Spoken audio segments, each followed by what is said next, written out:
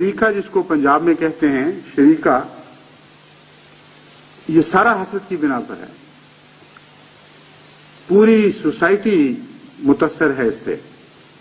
بڑے بڑے فساد ہوتے ہیں، بہت بڑی لڑائیاں ہو جاتی ہیں، خاندانی ناچاکیاں، رشتے کٹ جاتے ہیں، اور محض شریکے کی وجہ سے.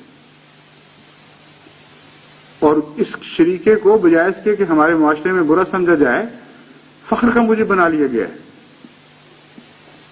چنانچہ بعض زمیندار مجھے بتاتے رہے ہیں کہ ہم جب جاتے ہیں شادیوں پر تو ہماری پوری کوشش ہوتی ہے کہ جس شریکے کے ہاں شادی ہو رہی ہے اپنے گھر کے بچے کی یا بچی کی، کہتے ہیں پوری کوشش ہوتی ہے کہ ان کا کھانا ختم ہو جائے، چاہے الٹیاں کرنی پڑیں، بعد میں حکیموں کے پاس جانا پڑے، علاج کروانا پڑے، معدے تباہ ہو جائیں، لیکن پورا زور لگاتے ہیں کہ اتنا کھاؤ کہ ان کے اندازے ناکام ہو جائیں اور کھانا بچ جائے اور ہم کہیں تمہاری ناک کٹ گئی ہے. ایسی جاہلانہ حرکتیں ہیں. چنانچہ قرآن کریم نے کھول دیا کہ من بعد ما تبین لہم الحق، حق جاننے کے باوجود حسد اندھا کر دیتا ہے. حسد ایسی جہالت ہے کہ دکھاتا ہے کہ تمہارا نقصان ہے اس میں، اور اس کے باوجود حسد غلط اقدام پر مجبور کر رہا ہوتا ہے.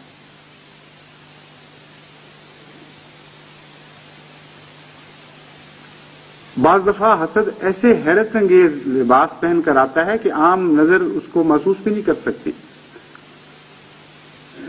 ایک ساس بہو سے حسد کر رہی ہوتی ہے اس لیے کہ اس کا بیٹا ساس اپنی ماں کے پیار میں اپنی بیوی کو شریک کر رہا ہوتا ہے.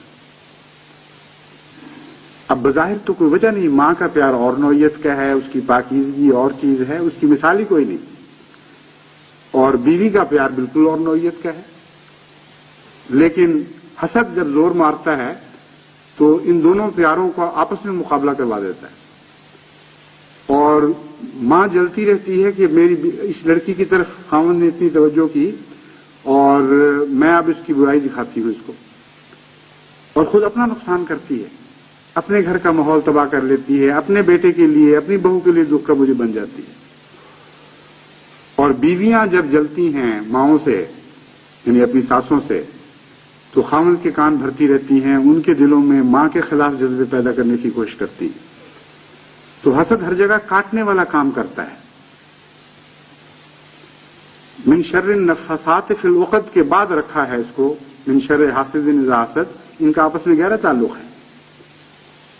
حسد کے نتیجے میں تعلقات ٹوٹتے ہیں اور جدائیاں پیدا ہوتی ہیں، اور حسد کے فقدان کے نتیجے میں، یعنی رشک، اگر سچا رشک ہو اور محبت ہو اور پیار ہو تو اس کے نتیجے میں وصل پیدا ہوتا ہے، جدائیاں ہٹتی ہیں.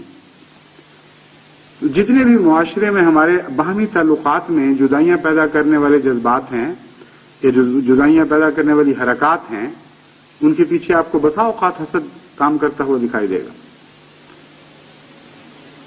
اور حسد انسان کو کمینہ بھی بنا دیتا ہے. حسد بالآخر نظر کو اتنا تنگ کر دیتا ہے کہ کسی کی خوشی برداشت ہی نہیں ہوتی. چنانچہ آپ کو ایسے تانے بھی ملیں گے کہ ایک غریب لڑکی کسی امیر گھر میں بیاہی آئی ہے اور وہ خوش ہوئی ہے آ کر، اس کو اچھا ماحول ملا، اس کو آرام نصیب ہوا، اس کو پہلے پورا کھانا ٹھیک نہیں ملتا تھا، یہاں اچھا کھانا کھانے ان کو ملا.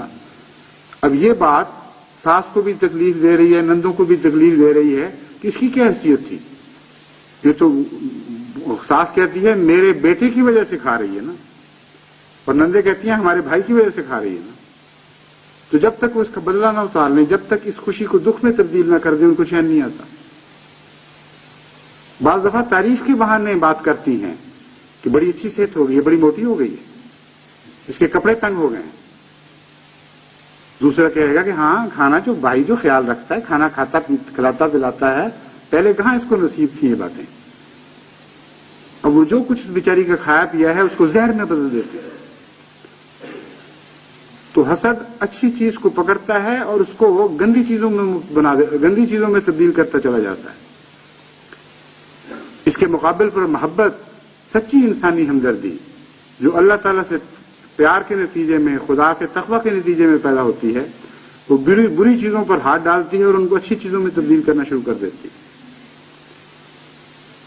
حضرت صلی اللہ علیہ وآلہ وسلم کے عشق میں حضرت مسیح موعود علیہ الصلوۃ والسلام نے جو مدحیں گائی ہیں، جو عجیب آسمانی گیت گائے ہیں، ان میں اس بات پر بڑا زور دیا ہے کہ کیا گند تھا اس ماحول میں، گندگی کو اپنی مٹھی میں لیا ہے اور وہ چمکتے ہوئے سونے کی ڈلیوں میں تبدیل کر دیا، کندن بنا دیا۔ یہ تھے حضرت اقدس محمد مصطفیٰ صلی اللہ علیہ وآلہ وسلم۔ لیکن جو حسد کرنے والے لوگ ہیں وہ سونے کی ڈلیوں پر ہاتھ ڈالتے ہیں اور ان کو گندگی میں تبدیل کرتے چلے جاتے ہیں۔